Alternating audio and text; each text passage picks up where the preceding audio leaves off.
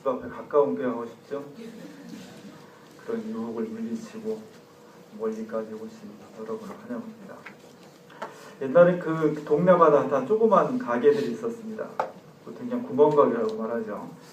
그러다 어느 순간에 슈퍼마켓이 생겼습니다. 조금 더 넓고 체계적이고 옛날에 그 작은 가게에 비하면 훨씬 잘 정돈된 가게죠. 옛날에 가게에 비해서 훨씬 크다고 해서 슈퍼마켓이라고 이렇게 붙였는데 요즘에는 그보다 훨씬 더 큰 몇백 평 규모의 슈퍼마켓들이 생겨서 슈퍼마켓이라고 부릅니다. 그런 가게들이 굉장히 많이 늘어나고 있고 많은 사람들이 그곳에 가서 물건을 구입합니다. 통계에 따르면 재래시장, 옛날 같으면 각 도시마다 재래시장이 있고 그곳에서 수많은 재밌는 그 상거래가 이루어지는데 이런 재래시장을 이용하는 사람들은 우리나라 시민의 4분의 1도 안 되고 이런 중대형 슈퍼마켓을 이용하는 사람들이 4분의 3이 넘게 되었습니다. 많은 사람들이 작은 가게가 다다다 붙어있고 주차되기 힘들고 물건이 깔끔해 보이지 않고 이런 가게 재래시장 가는 것보다는 넓고 쾌적하고 여러 가지 시설이 완비되어 있는 그런 곳을 찾는 경향이 점점 늘어나고 있습니다. 제가 알고 있는 그 선교사님 중에 한번 얘기는 했지만 그 독일에서 파송받은 선교사님 중에 루츠 선교사라는 분이 있습니다. 그 선교사님은 오랫동안 기장교단에 파송이 되어서 선교를 했는데 그분은 진짜 80년대, 70년대 그 민중들이 사는 달동네 이런 데 살면서 그 선교를 했고 진짜 민중들과 함께 살아가는 훌륭한 분이었습니다. 그분은 한국말도 얼마나 잘하는지 뼛속 깊이 정말 한국 사람, 자기는 한국 사람이라고 말할 정도로 제가 몇 년 전에 독일에 회의 갔을 때 옆에서 통역해 주던 모습인데요. 혼자 살아요. 한 4, 5년 뒤에는 이제 은퇴해서 일을 그만둬야 되는데 그분의 꿈은 은퇴한 뒤에라도 한국 땅에 와서 한국 사람과 같이 살면서 특별히 한국의 한반도 평화 통일을 위해서 일할 수 있으면 좋겠다는 그런 소박한 꿈을 가지고 있는 분입니다. 이분은 단동네에 살면서 정말 그야말로 노인들이 운영하는 작은 구멍가게 와서 일부러 냉장고를 막 뒤져서 유통기한 날짜가 거의 다 된 그런 우유, 그런 과자 이런 것들을 일부러 사 먹었다는 겁니다. 그래야만 그 가게가 조금이라도 손해나지 않기 때문이죠. 제가 사는 동네에도 뭐 서울의 북쪽 끝이지만 가게들이 있습니다. 가게 하나는 C마트라는 가게인데 이 가게는 좀 목이 더 좋고 한 20, 30평 되는 규모의 일반적인 슈퍼마켓입니다.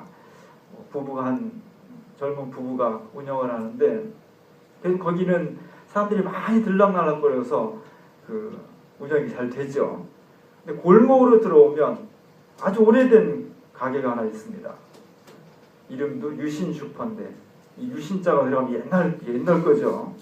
그래서 나이 드신 분이 운영을 하고 있는데 거기는 진짜 한 2-3평밖에 안 되는 집 딸린 그런 가게니까 물건을 많이 갖다 놓을 수가 없는 거죠. 특별히 뭐 식료품 이런 거는 별로 갖다 놓을 수가 없는 거죠.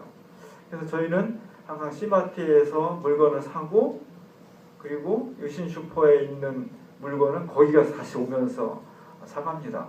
물론 한 군데서 사는 게 훨씬 더 편하죠. 그러나 같이 살아가야 되니까 그렇게 시장을 보고 있습니다. 왜 많은 사람들이 좀 더 넓은 가게로 가는 걸까? 물건이 싸기 때문이죠. 한 100원이라도 싸면 우리나라의 그 소비자들은 철저하게 그런 데를 찾아갑니다. 편리하고 쾌적하고 그래서 오늘 세상 사람들은 나에게 조금이라도 유익이 되는 것, 이익이 좀 더 되는 것, 내가 좀 더 편리한 것 이런 곳을 선호하기 때문에 경쟁사회 속에서 그렇게 만들 수 있는 사람들은 대기업이나 자본이 튼튼한 사회를 만들 수 있는 거죠. 가난한 사람들, 별로 자산이 없는 사람들은 그런 공간을 만들 수가 없는 겁니다. 자유롭게 경쟁하자 이런 사회 속에서 결국 자산이 많거나 기업이 운영하는 가게는 훨씬 더 발전하게 돼 있고 소규모 서민층 이런 사람들이 운영하는 가게나 상점들은 점점 더 몰락하게 되어 있는 것이 오늘의 현실입니다. 내게 유익한 것, 내게 이익이 떨어지는 것이 모든 가치와 행동 판단의 가장 중요한 근거가 기준이 되고 있는 거죠. 오늘 본문에서 이스라엘 사람들이 애굽을 탈출해서 광야에서 40년 기간을 지난 다음에 이제 드디어 가나안 땅에 들어가기 직전의 모습을 보고 있습니다. 느보산을 바라본 가나안 땅, 멀리 가나안 땅이 바라보입니다. 이제까지 40년 동안 걸어온 길과 시간에 비하면 저 멀리 보이는 땅은 전혀 멀지 않은 거죠. 이제 새로운 역사, 새로운 장소, 새로운 출발을 해야 될 이스라엘 백성들이 40년 동안을 되새겨보는 겁니다. 회고하고 그리고 새로운 곳에서 어떻게 살아갈 것인가 하는 것을 전망해보는 그런 모양이 지금 여기 기록이 되어 있습니다. 많은 이야기 나오는데 그중 오늘 읽은 본문 중에 딱 이런 겁니다. 너희가 40년 동안 광야를 헤맸지만 너희의 옷이 낡지 않았다. 신발이 되게 중요하죠. 너희의 신발이 해지지 않았다. 근데 가만히 다시 읽어보면 그렇다고 해서 그 사람들의 옷이 아주 비싸고 멋진 옷을 입었다 그런 뜻은 아닙니다. 그들의 신발이 늘 최고급 신발로 잘 그 상태를 유지했다 그런 거 아니죠. 낡지 않았다. 해지지 않을 정도로 최소한만을 유지했다는 겁니다. 그 다음 절을 읽어보면 내가 떡을 못 먹었다는 거죠. 유대 사람들은 빵, 떡 같은 개념인데 우리말로 하면 주식을 못 먹은 겁니다. 하루 3끼 먹어야 되는데 밥을 제대로 못 먹은 거예요. 어쩌다 밥을 먹는 거고 물론 만나를 내려서 하나님께서 굶지 않게 하셨지만 만나라고 하는 것이 주식이 아니잖아요. 우리한테는 날마다 한 끼는 옥수수, 한 끼는 감자, 한 끼는 뭐 시리얼, 한 끼는 라면 먹고 밥을 안 준다면 굶지는 않지만 굶어 죽지는 않지만 즐거운 식생활은 아닌 거죠. 이스라엘 백성들이 즐거운 식생활은 아니었던 겁니다. 물론 하나님의 은총을 통해서 죽지는 않았습니다. 거기다가 너희가 포도주와 독주도 내가 마시게 하지 않았다 이런 표현이 나옵니다. 독주는 알코올 도수가 센 거죠. 누가 보면 딱 한 번 이런 알코올 도수가 센 술을 소주라고 표현하는 게 나옵니다. 우리나라 소주가 역사가 깊은 겁니다. 포도주, 알코올 이런 것은 문화입니다. 문화. 디오니소스적이라고 해서 뭔가 축제, 문화, 여흥, 즐거움 이런 것들을 할 때 술이 빠질 수가 없는 거죠. 예나 지금이나 이스라엘이나 서양이나 동양이나 항상 술의 문화가 사람들을 풍요롭게 하고 여흥을 즐기게 하고 문화를 풍성케 하는 중요한 수단이었습니다. 근데 그게 없었다는 거죠. 왜? 당장 먹고 살고 생존하기가 바빴던 거죠. 그런 여유가 없었다는 겁니다. 우리가 전쟁 중에 문화와 예술이 꼽힐 수 없는 거죠. 새벽에 나가서 밤 9시, 10시 퇴근하는 중노동자가 시를 읽고 음악을 즐기고 미술 전시회를 가고 이런 여유가 없는 겁니다. 문화적 여유라고 하는 것은 삶에 잉여가 있을 때, 생산의 여유가 있을 때 그때 나타날 수 있는 것이 문화입니다. 이스라엘 백성들 광야에서 40년 사는 동안에 겨우 옷을 낡지 않을 정도로 입었다. 신발이 해지지 않을 정도로 신었다. 주식이 빵과 떡인데 제대로 먹지 못했다는 겁니다. 문화를 즐길 수 있는 여유, 그런 여유는 사치에 불과했다는 것. 그것이 사실은 현실적인, 실제적인 이스라엘 사람들의 40년 광야 생활의 모습이었습니다. 그럼에도 불구하고 후대의 많은 신앙인들과 이스라엘 역사들은 그 시절을 회고합니다. 우리가 그때 마라에서 이런 쓴물을 단물로 바꿨지. 우리가 너무너무 힘들고 어려울 때 하나님께서 만나를 주셨지. 고기가 너무 먹고 싶을 때 메추라기를 보내주셨지. 너무 덥다고 못 살겠을 때 구름을 갈아주셨지. 너무너무 추울 때 불기둥을 주셨지. 그것이 날마다 그렇겠습니까? 너무너무 힘들 때 가끔 그렇게 주시는 거죠. 겨우 40년 동안을 견뎌온 겁니다. 그래서 광야 40년은 너무너무 힘들었지만 그 속에서 하나님을 가장 가까이서 만날 수 있고 체험할 수 있었던 그런 시기였습니다. 오늘 우리의 기준으로 보면 편안하고 즐겁고 안락하고 문화를 즐길 수 있고 그런 기준으로 보면 여기서의 생활은 근근히 생활했던 겁니다. 그럼에도 불구하고 이스라엘 백성들은 그것이 행복했다는 겁니다. 그것이 인생의 기준이었다는 겁니다. 그리고 가나안 땅을 전망합니다. 그곳에 들어가면 걱정을 하는 거죠. 거기는 여기보다 훨씬 더 풍요로울 겁니다. 왜냐하면 그곳은 농사 짓는 땅이니까. 더 이상 옮겨 다니지 않아도 되니까. 그리고 잉여 생산물이 있으니까. 시간이 남으니까. 문화가 축적되니까. 그리고 가나안 땅의 문화는 그것이 하나님의 신의 뜻이라고 장려하는 그런 문화였습니다. 우리 이것을 한마디로 바알 신앙이라고 하는 거죠. 풍요, 축복, 생산 이런 것이 인생의 즐거움이고 가치다라고 하는 것이 가나안 땅에 오랫동안 쌓여져 있던 겁니다. 사실 이스라엘 백성들이 가나안 땅에 들어가서 위험을 맞게 되고 뜨거운 치열한 영혼의 투쟁을 벌이게 되는데 그것은 가난이나 배고픔이나 무슨 외적이나 이런 것이 아니었습니다. 가나안 땅에 오래전부터 있었던 바알 신앙, 풍요가 곧 축복이다. 축복이 곧 물질적인 축복이 하나님의 은총이다. 이러한 신앙, 그 바알 신앙이 여호와 신앙을 야금야금 침입해 들어오기 시작한 거죠. 어느 순간에는 왕부터 전체 백성에 이르기까지 이런 바알 신앙이 여호와 신앙을 뼛속 깊이 잠식한 겁니다. 그래서 겉으로는 여호와를 말하는데 그 선포되는 내용과 신앙의 현실은 실제는 바알 신앙이었던 겁니다.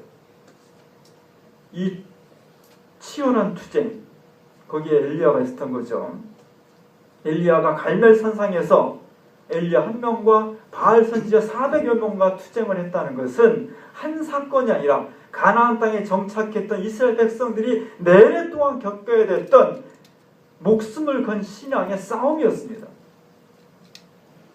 여기서 기독교 신앙은, 하나님 신앙은 우리가 보기에는 풍요로운 것, 만지기에는 풍성한 것이 축복인 것 같고 우리에게 더 좋은 것 같지만 사실은 우리가 물질적인 것, 평안한 것, 여유 있는 것 이런 것은 하나님을 섬기는데 최소한의 것만 있으면 된다는 겁니다. 그것이 인생의 목적이 될 수 없다는 겁니다. 그 풍요와 발전이 역사의 궁극적인 도달점이 아니라는 겁니다. 세상 사람들은 내게 유익이 되고 내가 편하고 내가 풍요로워지는 것을 인생의 목적으로 삼고 그것이 행동과 가치의 기준이 되지만 하나님의 백성들은 그것이 아니라는 겁니다. 우리가 하나님 믿는다는 것은 그 신앙 고백을 받아들이는 겁니다. 이것이 대단히 중요하지만 대단히 어려운 겁니다. 예수님도 그랬습니다. 예수님도 첫 번째 공생을 시작하면서 유혹을 받았습니다. 그 첫 번째 유혹은 돌을 떡으로 만들라는 거였죠. 1500년경에 그려진 저 그림에서 악마가 예수님 앞에 다가옵니다. 돌을 들고 다가와서 40일 동안 금숙했으니까 얼마나 배고프니 이것을 떡으로 바꿔서 먹으면 되지. 이렇게 속삭입니다. 재밌는 것은 그 악마가 입은 복장이 수도사 복장입니다. 수도사는 그런 물질적인 풍요와 유혹을 떠나서 그런 세상의 쾌락과 탐욕을 단절하면서 스스로 영혼의 안식과 청결함을 추구하는 사람이 수도사죠. 근데 그 수도사의 복장을 하고 예수님께 괜찮아 합리화시키고 그를 설득하는 장면을 보여주고 있습니다. 예수님 이것이 참으로 치명적인 유혹이었습니다. 제가 누누이 말씀드리지만 예수님이 당하신 저 유혹은 일생에 딱 한 번 겪고 이겨서 지나간 유혹이 아니라 예수님 평생 동안 십자가 달 죽으시는 그 순간까지도 괴롭혔던 그런 유혹이었다는 겁니다. 왜? 우리가 생명을 유지하는 이상 이 유혹과 결별할 수 없기 때문입니다. 그것이 치명적이었다고 하는 것은 우리 모든 기독교에게도 똑같이 적용이 되는 겁니다. 그래서 예수님 이후에 기독교 역사 2000년도 바로 이것과의 싸움이었습니다. 때로는 기독교가 이 유혹을 이겨나갔습니다. 그러나 많은 경우 교회는 이 유혹에 무릎을 꿇은 경우가 역사적으로 많이 있었던 겁니다. 중세 1000년이 역사를 했고 그것이 비기독교적이라 하여서 목숨을 걸고 뛰쳐나왔던 개신교 500년의 역사도 결국은 다시 이 유혹에 끊임없이 굴복하는 역사였습니다. 특별히 한국교회는 물질적인 풍요, 쾌락, 인간의 욕구를 정당화시켜주는 이러한 복음이 하나님 복음이라고 적극적으로 주창하고 그리고 우리는 그 모습 속에 지금 살고 있는 겁니다. 이런 생활 속의 유혹이 얼마나 집요하고 우리를 고통스럽게 하는지 제가 같이 근무하는 우리 목사님 중에 며칠 전에 참 고민이 있습니다. 둘째가 초등학교 6학년인데 사춘기를 겪고 있다는 거예요. 집에도 잘 안 들어올라오고 반항하고 불만이 그냥 이제 불만 이렇게 써있고 사실 모든 어린이들은 어려서부터 자라오면서 어느 시간까지 우리 아빠 엄마가 최고예요. 우리 집을 제일 행복하고 제일 안락하고 불만이 별로 없어. 근데 어느 순간 친구들하고 어울리게 되면서 친구 집을 가보는 거죠. 이 목사님도 15평에서 4식구가 사는데 작은 목회하면서 친구 집에 가보니까 자기 여태까지 15평 집에 대해서 불만이 거의 없었는데 한 4, 50평 아파트에 사는 거죠. 이만한 텔레비가 있고 화장실 막 2개고 비데가 있고 놀라는 거죠. 우리 아빠 엄마가 최고인 줄 알았는데 우리 집은 왜 이렇게 살지? 그때부터 자기 집이 초라해 보이고 좁아 보이고 아빠 엄마가 더 이상 자기 인생의 모델이 아닌 거죠. 이런 방황의 시기를 겪게 되는 겁니다. 이런 고통의 시기를 통해서 이제 철이 들어가는 거지만 비교하게 되고 거기서 자기 현실을 굉장히 비참하게 느끼게 되는 겁니다. 제가 가끔 해외 출장 갔다 오다 보면 뭔가 사와야 되잖아요. 안 혼나려면. 그래서 제가 가끔 여성들 가방을 삽니다. 왜냐하면 가방 하나 사면 4명이 쓸 수 있으니까 아주 경제적이죠. 그래서 한 10만 원 정도짜리 사면 내 식구가 뭐 돈 한번 쓰니까 별로 어렵지 않습니다. 그래도 몇 푼을 계산해보고 생각 들었다 놨다 어디 세일하는 데 없나 뭐 이렇게 해가지고 괜시히 하나 사옵니다.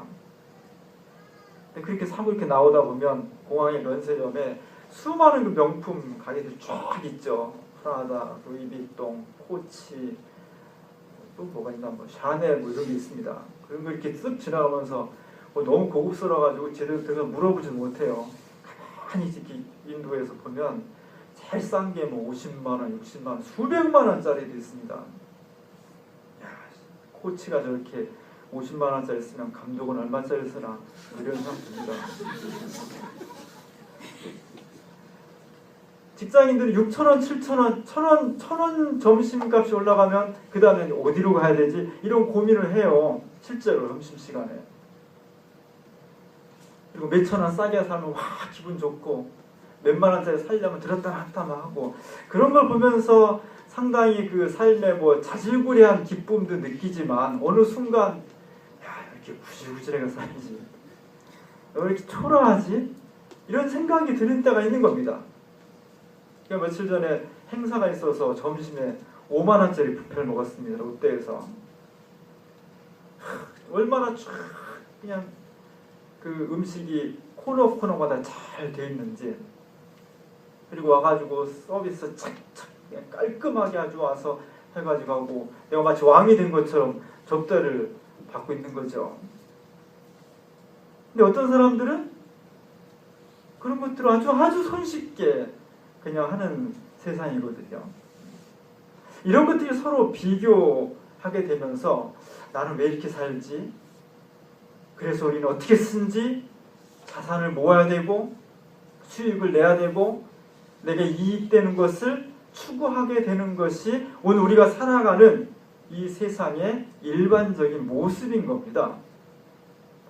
이런 세상 속에서 내가 그리스도인이라고 하는 것은 그것이 지극히 당연하게 여기는 세상의 가치에 대해서 노라고 하는 겁니다. 살기는 가나안 땅이 훨씬 풍요롭고 행복하고 안락해 보이지만 그 속에서 여호와 하나님의 신앙이 점점 무참히 짓밟히게 되는 현실. 겉으로 보면 광야가 훨씬 피곤하고 가난하고 궁핍하고 구질구질하고 초라했지만 그곳에서 느꼈던 하나님, 가난했지만 하나님과 가까이 했던 그 시절, 그 가치관, 그것이 우리 시대에도 더 소중하다고 선언하는 것, 그것이 기독교인의 운명인 겁니다. 우리는 그렇게 살겠다고 다짐하는 겁니다. 기독교인들은 세상을 향해서 크게 두 가지 자세를 가지고 있습니다. 한쪽은 보수적인 신앙들은 굉장히 타계적인 신앙을 가지고 있죠. 이 현실은 잠시 지나가는 것이기 때문에 별 가치가 없고 오직 하늘나라만 바라보고 있는 거죠. 사회가 어떻게 되든 역사가 어떻게 바뀌든 누가 인권이 유린되든 죽임을 당하든 구테타가 일어나든 나하고는 아무 상관이 없는 거예요. 이런 타계적인 신앙이 있습니다. 역사에 무책임하게 되고 현실에 참여하지 않는 비기독교적인 신앙이죠. 여기 시대에 대한 안티로 나온 게 현실 참여적인 신앙입니다. 이 세상에 하나님의 뜻으로 정의와 평화와 생명을 관철시켜 나가는 것, 세상 구석구석에 하나님의 공의와 평화를 실현시켜 나가는 것, 그것이 기독교인의 사명이라고 고백하는 운동들이 있는 겁니다. 우리는 크게 보면 거기에 속해 있죠. 그러나 이런 진보적인 신앙의 또 하나의 단점은 너무 현실을 중요시하다 보니까 이 현실에 스스로 매몰되어 버려요. 다른 각도에서 이 세상의 것이 마치 전부인 것처럼 생각하는 경향, 땅에다가 하늘을 묻어버리는 경향들이 나타나게 되는 것, 그것이 하나의 약점입니다. 현실을 어떻게 살아가야 될까? 제가 지금 3년째 매일마다 수일리에서 종로로 출퇴근을 하고 있습니다. 참 다행인 것은 집을 얻으려면 종점 근처에 얻는 게 훨씬 낫습니다. 종점에 타면 어쨌든 안전하니까. 그래서 원남동에 딱 내려가지고 한 10분을 걸어가야 돼요. 길을 건너서 딱 걸어가면 이 사진의 오른쪽 라인 맨 끝에 보이는 녹두색 건물이 잘 안 보이시겠지만 그 건물이 제가 근무하는 한국 기독교 회관, 역사와 전통에 살아있는 오래됐지만 그 건물입니다. 제가 저 길을 따서 일직선을 쫙 가면 한 2, 3분은 빨라요. 직선으로 되어 있으니까. 근데 저기서 오른쪽으로 틀어서 가면 거기는 몇 번 골목을 돌아가야 돼요. 저 골목이 훨씬 재밌습니다. 첫 번째 길로 가면은 전기 재료사니까 한 2개 나오고 그냥 큰 건물들만 있는 거예요. 단조로워요. 두 번째 골목으로 가면 시간은 좀 걸리지만 커피점도 있고 식당도 있고 여러 가지 골목들이 나오면서 아기자기한 재미가 있습니다. 사람들이 어떤 거리를 걷고 싶어 할까? 학자들이 연구하니까 강남대로가 뭐 코엑스 건물 있고 뭐 엄청나게 큰 건물들이 있죠. 비싸고 호화롭죠. 그런 건물들이 있는 대로로 사람들이 많이 걷고 싶어 할 것 같지만 잘 안 걷는다는 거예요. 편리하긴 하지만. 어딜 좋아하냐? 명동거리를 좋아한다는 겁니다. 사람 많죠? 명동거리는 수많은 경우의 수가 존재하기 때문입니다. 이렇게 갈 수도 있고 조금 가다 보면 또 갈림길이 있고 여러 가지 다양한 상점들이 있고 그래서 걷고 싶은 거리는 훨씬 더 명동거리 같은 데를 좋아하고 사람이 붐빈다는 거예요. 저도 사무실 갈 때 이렇게 돌아가지고 많은 경우의 수를 경험하고 가고 싶은 마음이 있습니다. 그러나 실제로 그렇게 못해요. 왜? 바쁘니까. 늘 시간에 쫓기니까. 나는 늘 업무만 생각하니까. 인생을 좀 여유있게 명동거리를 걸으면서 이렇게 이것저것 보고 느끼고 하는 것이 사실 삶일 텐데 그런 여유가 없는 거예요. 효율성, 생산성, 일에 얽매이고 업무를 해야 되고 이 생각만 가득 차 있기 때문에 심심하고 단조로하게 그냥 직선을 쭉 가는 겁니다. 우리 인생이 정말 그래야 되는 걸까? 귀천이라는 시가 있죠. 천상병 시인의 짧지만 굉장히 아름다운 시입니다. 맨 끝에 세 번째 줄에 보면 잘 보이세요? 세 번째 연이 이런 얘기겠습니다. 나 하늘로 돌아가리라. 아름다운 이 세상 소풍 끝내고 가서 아름다웠다라고 말하리라. 그럼 1930년도에 태어나서 1993년도에 그야말로 귀천했습니다. 하늘로 돌아갔습니다. 그의 삶은 정말 파란만장했습니다. 그는 어린아이 같은 시를 썼고 직설적인 시를 썼고 그의 삶도 마치 어린아이처럼 살았습니다. 그는 굉장히 똑똑하고 유능한 문학인이었습니다. 그래서 시를 많이 썼고 사람들의 재능을 인정받은 사람이었습니다. 그는 전쟁 가운데는 통역 또한 인재였고 서울대 상대를 입학을 했습니다. 근데 정말 어이없게도 시에 전념하던 그가 1967년도에 중앙정보부에서 조작한 동백님 간첩탄 사건에 연루가 돼요. 아무것도 아니었어요. 사실 윤희상이나 문학인들 동백님 사건이라는 것이 우리나라의 지성인들이 동독을 한번 여행한 거예요. 여행하고 왔는데 우리나라 정부에서 이 사람들이 동독의 지정을 받고 간첩단으로 엮어가지고 발표를 한 겁니다. 이 시인은 그 사람들과 만나서 막걸리 한잔 마셨다가 간첩들과 접선하고 신고하지 않았다는 죄명으로 이 시인은 6개월 동안 끌려가서 고문을 당합니다. 천삼의 시인을 듣던 게 그래서 이렇게 살았어요. 노숙자로 살았어요. 아는 사람을 만나면 1,000원, 2,000원 달라고 그래서 막걸리 마시고 밥 사 먹고 이렇게 살았어요. 그는 평생 동안 고문 후유증으로 돌아다녔고 행방을 알 수 없어 나중에 이 사람 죽었다고 생각하고 친지들이 유고 시집을 냈습니다. 유고 시집을 내는데 나중에 살아 돌아왔어요. 행렬병자로 기록이 돼서 정신병원에 감금되고 말해가지고 그의 삶이 정말 귀천에서 말한 것처럼 나 하늘로 돌아가리라. 내 소풍 끝나는 날 가서 아름다웠다라고 말한다. 정말 그럴 수 있을까요? 원래부터 무능한 사람이고 원래부터 노숙자였다면 그래도 속에 막 분노가 치밀고 원한이 치밀고 증오가 가득 찼을 텐데 뛰어난 전도 유망한 시인이었고 서울대를 들어갔고 영어도 잘했고 뛰어난 사람이었는데 그의 인생은 억울한 누명을 쓰고서 완전히 뒤바뀌고 짓밟혔습니다. 그럼에도 그가 그의 삶을 정리하면서 나 하늘로 돌아갈 것이다. 이 아름다운 세상의 소풍 끝날 때 내가 가서 아름다웠다라고 말할 것이다. 지금 이 세상에 살아가는 수많은 사람들의 가치 기준으로 본다면 저 사람은 루저예요. 저 사람은 비참한 사람이에요. 행복할 수 없는 사람이에요.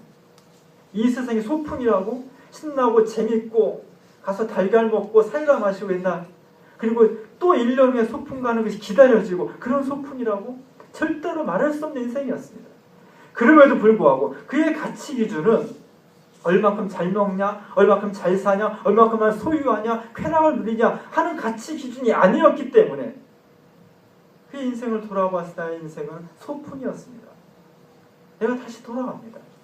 정말 아름다웠습니다. 라고 하는 고백을 할 수 있었던 거겠죠. 어느 정신과 여의사가 자연치유법에 대해서 자료를 수집하기 위해서 호주를 횡단합니다. 호주에 오랫동안 살던 원주민들을 만나게 되죠. 참사람 종족이라는 원주민들을 만나면서 그 원주민들은 수천 년 동안 조상들이 물려진 그 방식대로 자연과 번타며 살아가는데, 서양에서 온 한 여자가 한 행동과 말과 옷 입음을 보니까 이건 자기들 기준에서 보면은 정상적이지 않은 거죠. 그래서 이 사람을 돌연변이라고 불렀습니다. 무탄트라고. 무탄트란 돌연변이라는 뜻입니다. 이 원주민들이 돌연변이 현대인들을 봤을 때 느끼는 첫 번째 감정은, 야, 현대인들, 무탄트, 돌연변이들은 탁 트인 어떤 대지에서 살아갈 수 없는 종족이다. 아파트를 만들고 집 담을 치고 수많은 방들을 만들어서 거기에 이렇게 들어가 웅크리고 있는 애벌레처럼 그런 사람들이다. 저 사람들은 광활한 대지에서 비가 내리는 날 옷 다 벗고 그 비 맞는 기분이 어떤 것인지를 전혀 경험해 보지 못한 사람들이다. 저 그거 한번 해보고 싶더라고요. 옷을 다 벗진 않겠지만 그래도 맨발로라도 이렇게 비 올 때 탁 트인 대지에 나가서 맨발로 땅을 밟고 비를 한번 맞아보고, 사실 우리 그런 꿈도 안 꾸잖아요. 비 조금 맞을까봐 그냥 우산 쓰고 막 어디 천막 밑에 들어가 있고 그러잖아요. 어느샌가 우리는 자연의 삶, 자연의 가치관을 다 폐쇄시켜 버렸습니다. 다 분쇄해 버렸습니다. 그리고 남은 것은 거기에 물질, 인간 중심성, 효율성, 생산성 이런 것밖에 남지 않은 거죠. 그것이 우리 사회에 자본주의가 심화될수록 그런 가치관이 아주 분명하고 뚜렷한 중심성으로 자리 잡고 있고 앞으로 계속 그렇게 될 거라는 겁니다. 이런 사회 속에서 오늘 우리는 다시 광야 같은 가치관이 이 세상을 구원할 것이라고 선언하는 것이 교회의 사명인 겁니다. 비록 세상 사람들의 눈으로 볼 때 우리가 가난하고 초라하고 구질구질해 보이지만, 그러나 우리는 그 속에서 진정한 구원과 행복은 우리가 얼마큼 많은 것을 소유했느냐, 이익을 내느냐, 편리하냐, 쾌락을 추구하느냐, 그것이 구원에 이르는 방법이 아니라, 내가 비록 가난할지라도 조금 덜 가질지라도 물질적인 것이 궁극적 인간의 목표가 될 수 없고, 우리가 얼마큼 하나님과 가까이 할 수 있느냐, 얼마큼 주 하나님과 동행할 수 있느냐, 주님의 인도하심에 우리가 얼마큼 따라갈 수 있느냐, 그것이 진정한 인생의 목적이 될 수 있다는 것을 선언하는 것. 광야의 가치관. 비록 옷이 낡지 않을 정도로, 신발이 해지지 않을 정도로, 주식도 잘 못 먹고 문화와 여흥도 누리지 못할 정도로 그렇게 겨우 살아가는 인생이지만, 그 속에서 하나님을 섬기고 그분과 함께 동행할 수 있다면 그것이 진정한 인생의 목적이라는 것을 선언하고 고백하는 것. 그것이 오늘 우리가 가져야 될 인생의 자세인 겁니다. 제가 오래전에 이름을 많이 불렀죠. 우리 요즘 잘 안 불리지만 예수님께서 우리를 인도하셨습니다. 1절을 성가대가 한번 잘 부를 테니까 들어주시고 바로 이어서 3절을 같이 한번 불러보겠습니다.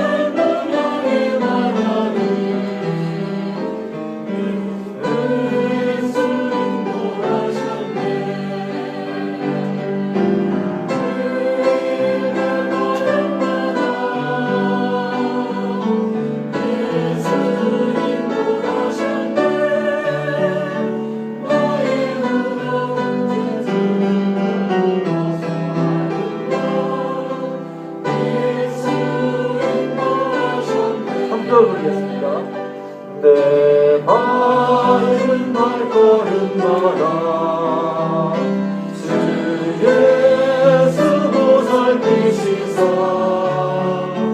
승리의 결과 부르며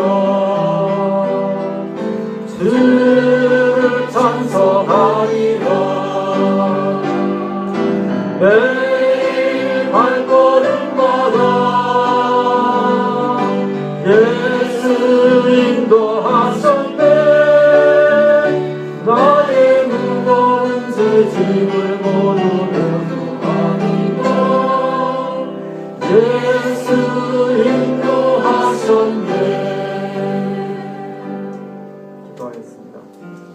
하나님, 우리가 살아가는 세상 물질과 쾌락과 욕심이 우리의 생각과 행동을 규정하는 가장 중요한 기준이 되고 있습니다.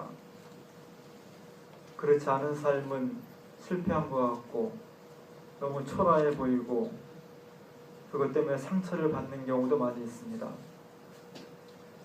세상이 이렇게 물질 중심적으로 돌아가지만 우리 그 속에서 부름받은 사람들이 아무리 이익이 되고 아무리 편리하고 아무리 탐욕을 채운다 하더라도 그것이 인생과 역사의 궁극적인 목적이 될 수 없다는 것을 오직 살아계신 하나님만이 십자가 부활의 그리스도만이 우리의 온전한 목적이요 삶의 의미임을 고백하며 선언할 수 있도록 인도해 주시옵소서. 광야의 40년이 매우 힘들고 어려웠지만 그 속에서 하나님을 경험했던 이스라엘 백성들처럼 우리는 오늘 가난의 풍요와 탐욕과 쾌락 가운데에서 우리는 끝없이 싸우며 신앙을 고백해야 할 시기입니다. 이러한 시대에 우리가 나서서 그리스도의 복음을 선언하며 물질보다 더 소중한 하나님 나라의 복음과 그 의미를 깊이 깊이 알을 새기며 그에 따라 살아갈 수 있는 우리 모두가 될 수 있도록 은혜를 베풀어 주옵소서. 예수님의 이름으로 간절히 기도합니다.